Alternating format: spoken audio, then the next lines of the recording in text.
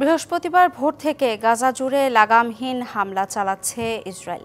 এতে নিহত হয়েছেন অন্তত ৮৫ ফিলিস্তিনি, আহত ২০০-র বেশি। তীব্র খাদ্য সংকটে অনাহারে প্রাণ হারিয়েছে আরও ২৯ জনের। এদিকে সশস্ত্র গোষ্ঠী হামাসের সর্বশেষ প্রধান নেতা মোহাম্মদ সিনওয়ারকে সম্ভবত হত্যা করা হয়েছে বলে মন্তব্য করেছেন ইসরায়েলি প্রধানমন্ত্রী।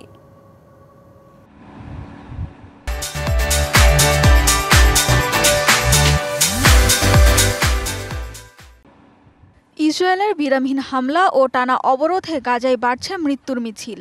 যুদ্ধবিরতি ভেঙে গেল ১৮ মার্চ গাজায় নতুন করে হামলা শুরুর পর এখন পর্যন্ত প্রাণ গেছে ৩৫০০-এর বেশি ফিলিস্তিনির।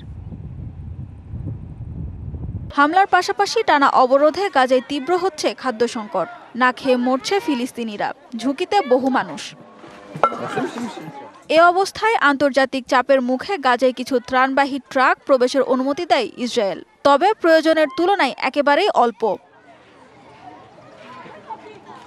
এদিকে গেল সপ্তাহে খান ইউনিসে ইউরোপীয় হাসপাতালে হামলায় নিহতদের মধ্যে ফিলিস্তিনের স্বাধীনতাকামী সশস্ত্র গোষ্ঠী হামাসের প্রধান নেতা মোহাম্মদ সিনওয়ার থাকতে পারেন বলে জানিয়েছেন ইসরায়েলের প্রধানমন্ত্রী বেনিয়ামিন নেতানিয়াহু। তার দাবি, কয়েক হাজার হামাস সদস্যকে নির্মূল করেছে আইডিএফ। এর আগে খান ইউনিসে ওই হামলার পর ২৮ জন নিহতের তথ্য দিয়েছিল গাজার স্বাস্থ্য মন্ত্রণালয়।